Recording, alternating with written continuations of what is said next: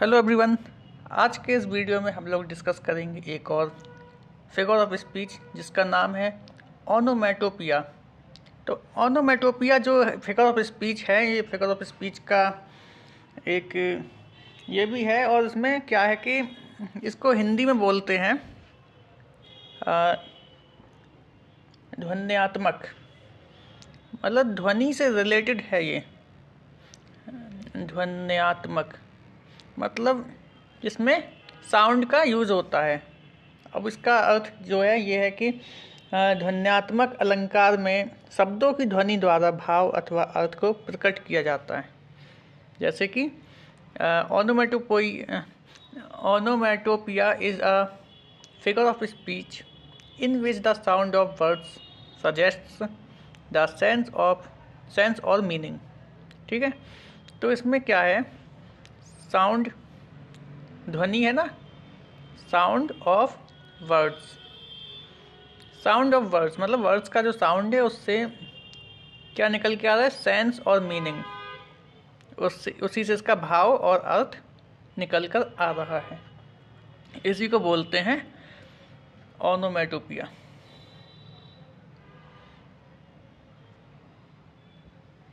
तो इसमें ध्वनि द्वारा भाव का अर्थ को प्रकट किया जाता है, भाव अथवा अर्थ को। और ये दो तरह का होता है, जैसे कि दो तरह से डिवाइड कर सकते हैं इसको। एक तो प्राइमरी होता है words, pronunciation imitates it's sound. ठीक है, एक तो इसमें है कि जो वर्ड्स हैं, मतलब इसके जो वर्ड यूज़ होंगे सेंटेंस में, उसमें क्या होगा, उनका जो प्रोनंसिएशन होगा, उच्चारण कैसा होगा, वो इमिटेट करेगा इसके साउंड को, कि जिस तरह का साउंड है उसी तरह का इसका प्रोनंसिएशन निकलेगा। ठीक है ना। जैसे कि कोई घड़ी की टिक टिक होती है तो उसको टिक टॉक से हम लोग समझ जाते हैं। ठीक है ना, तो ये साउंड भी इसी में आएगा। और जैसे तमाम चीज़ें होती हैं, एक साउंड और होता है जैसे म्यू, जैसे कैट का होता है ना, म्यू म्यू म्याऊ म्याऊ बोलते हैं हम लोग, तो वो वाला भी साउंड इसी में आ जाएगा। तो इसी तरह से हम लोग इस चीज़ को समझेंगे। और इसमें क्या है कि और दूसरा जो इसका वो है टाइप, वो है secondary. It is the sound of the action. जो एक्शन है उसका साउंड कैसा, जैसे कि कहीं एक्सप्लोजन हुआ तो उसको कैसे दिखाते हैं, कॉमिक्स में हम लोगों ने देखा होगा, ऐसे बड़ा बड़ा लिखा था बूम, है ना, और फिर ऐसे ऐसे कुछ इसमें डिजाइन रहता है, जिससे हम लोग पता चलता है कि हाँ यहाँ पे कुछ धमाकेदार हुआ है। तो बूम का साउंड ऐसे बूम लिख देते हैं, हम लोग पता चलता है कि बूम हुआ है, वहाँ पे कुछ धमाका हुआ है। ठीक है, तो जो प्राइमरी होता है उसमें वही चीज़ें हैं, जैसे कि एक साउंड होता है हिस। हिस किसका होता है, स्नेक, है ना। जब भी स्नेक का साउंड हो तो हिस वाला जो साउंड है वो ऐसा आता है।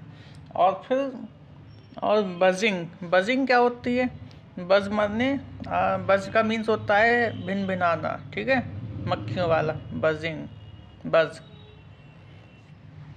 बूम हो गया, हिस हो गया, क्लिक हो गया। ठीक है, जो कैमरे से हम लोग कैप्चरिंग का जो साउंड आता है उसको भी क्लिक बोलते हैं। तो इस तरह के वर्ड्स को ओनोमेटोपिया में इंक्लूड करते हैं। और जो सेकेंडरी है वो सीधा सा है, words pronunciation imitates it's sound. ठीक है ना, जो साउंड है उसी का इमिटेशन हो रहा है। जैसे कि इसमें जो म्यू होता है वो कैट जो अपना साउंड निकालती है उस हिसाब से है। ठीक है, अब इसको आगे देखते हैं। एग्जाम्पल्स में आई बैबल, हाँ ये जो एग्जाम्पल्स हैं ये सभी जो है इतने इम्पॉर्टेंट हैं, आप लोग जैसे ही एग्ज़ाम में दिखाई दे तुरंत पहचान जाइए कि ये ऑनोमेटोपिया है। ठीक है, आई बैबल ऑन द पेबल्स। ठीक है, तो यहाँ पर भी यूज़ हुआ है ये वाला फिगर ऑफ स्पीच बैबल में। बीज हम, ये जो हम है ना, ये हम HUM, इसका जो मीनिंग होता है एक तरह से वो होता ना, एक वॉइस होती है बर्ड की, एक बर्ड भी होती है हमिंग बर्ड। ठीक है ना, हमिंग बर्ड, तो इसकी जो वॉइस होती है थोड़ी सी क्वाइट होती है, मतलब धीमी होती है लेकिन सुनाई देती है। तो बीज के जो साउंड को बोलते हैं उसको भी हमिंग बोलते हैं। और अगला है drowned by the tittering of the class. तो टिटरिंग भी वही होता है, फुसफुसाहट या फिर नर्वसनेस में जो लाफ निकलता है बच्चों का, इस तरह से। The murmurous haunt of flies on summer eves, तो वही है मर्मरस, भिनभिनाहट। तो भिनभिनाहट कह लो या फिर भिनभिनाना कह लो, किसका? फ्लाइज का। तो यहाँ पर जो बजिंग और मर्मरिंग है लगभग एक ही वर्ड है। ठीक है, ये जो मर्मरिंग है और बजिंग, इनका सेंस लगभग एक ही रहता है, भिनभिनाहट या भिनभिनाना, एक इस तरह से। अगला है एंड मर्मरिंग ऑफ इननमरेबल बीज। ठीक है, तो जो बीज हैं यानी मक्खियां हैं उनकी वो बहुत सारी, इननमरेबल अनेक, और मर्मरिंग उनकी भिनभिनाहट। यहाँ पर भिनभिनाहट की बात हो रही है।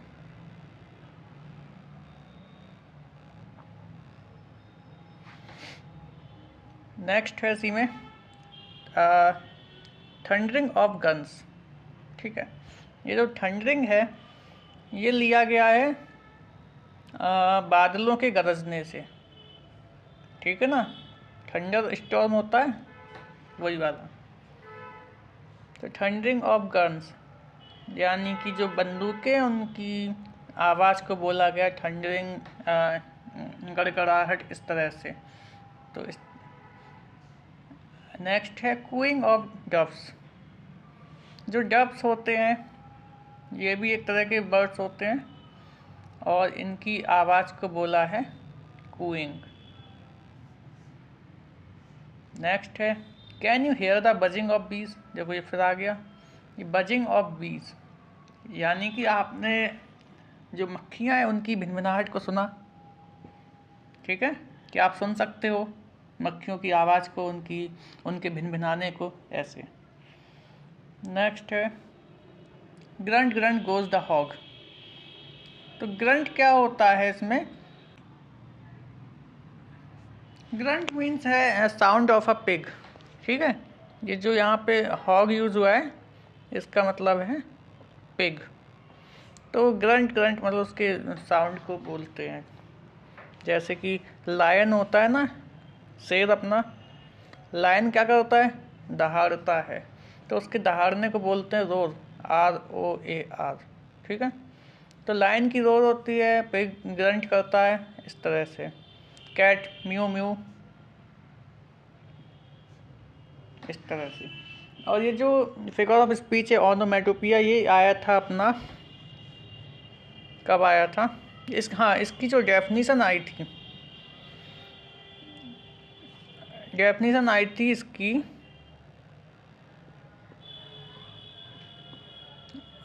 TGT 2009। ठीक है, इसकी डेफिनेशन 2009 में आई थी। और इसके कुछ एग्जाम्पल्स भी देख लेते हैं जो कि पहले पूछे गए हैं। कौन सा था? पहला तो यही है, drowned by the tittering of the class. तो इसका मतलब ये वाला जो आया था ये TGT 2005 में आया था, ठीक है।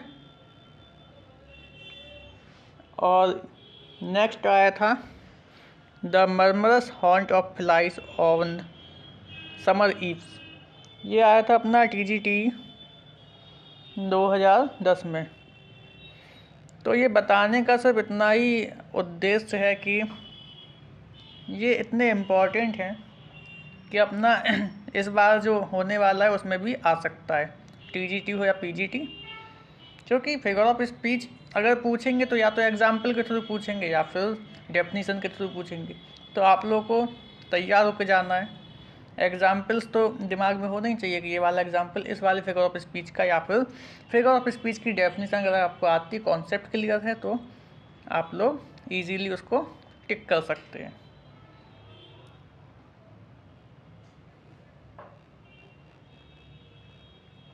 तो आज के वीडियो में इतना ही, और आई होप आप लोगों को ये वीडियो इन्फॉर्मेटिव लगी होगी। तो चैनल को लाइक करते रहिए, सब्सक्राइब कीजिए, और हर वीडियो को लाइक कीजिए और चैनल को सब्सक्राइब कीजिए, और कमेंट में बताइए वीडियो कैसा लगा। Thank you.